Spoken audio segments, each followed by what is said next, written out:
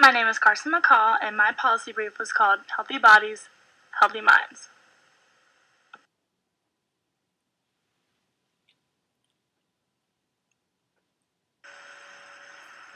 Our nation is one of the most obese countries in the world, and recently the trends of adolescent obesity is increasing. These children eat at least 1, if not 2 meals a day, 5 days a week from the school cafeteria, which means it is a huge part of their diet. The quality of public school food and other food options, they are very unhealthy and kids are not getting the nutrients they need. By removing the unhealthy options and replacing it with healthier options in school lunches, they will not be able to pick the unhealthy choices. By educating the children on why it's important to eat healthy and learning different kinds of fruits and vegetables, they will be more likely to pick the healthier option when they are not at school. As you can tell by this chart, not one state in the United States is under 20% obese.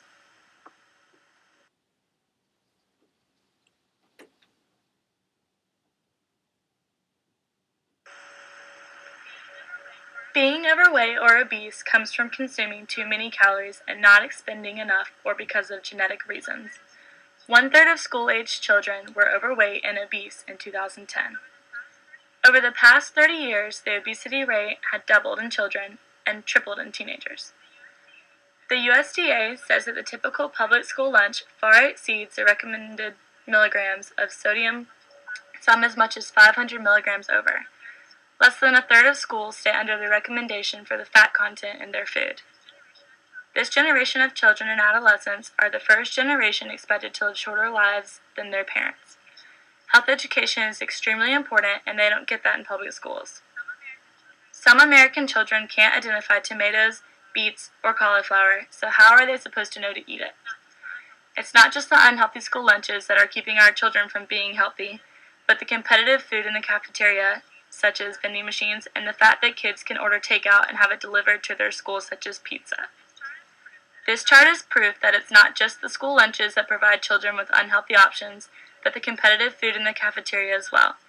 Children stated that they eat pizza all the time for lunch. They eat chips or soda from home and items from vending machines more than often, and bad lunches or the school lunch only sometimes.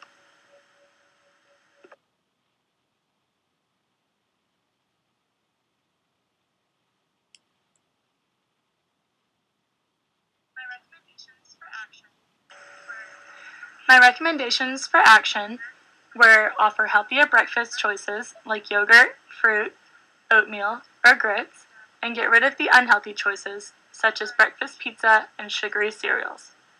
Offer a nutrition class in high school and middle school so that kids understand why it's important to eat healthy regularly. Teach elementary age children the different kinds of fruits and vegetables because if they know what they are, they will be more likely to eat them.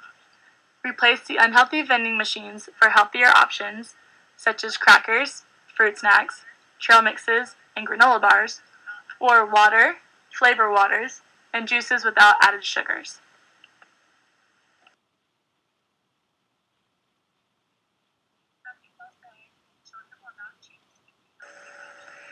Some people say that the children will not choose to eat the healthier options, so is it a waste of time? However, with nutrition education programs, this should decrease the number of children that do choose the unhealthier options. They make unhealthy food because people assume that it is cheaper than using the healthy food. Without nutrition education, children are only exposed to the unhealthy foods that are advertised on TV, with cartoon characters targeting them. This chart shows that in 2005, the commercials targeting children were largely supporting unhealthy food items. The largest category was candy and snacks, followed by sugared cereals, fast food, and then sodas. This chart also showed that fruits or vegetables are not on there, showing that there were no commercials encouraging kids to eat healthy.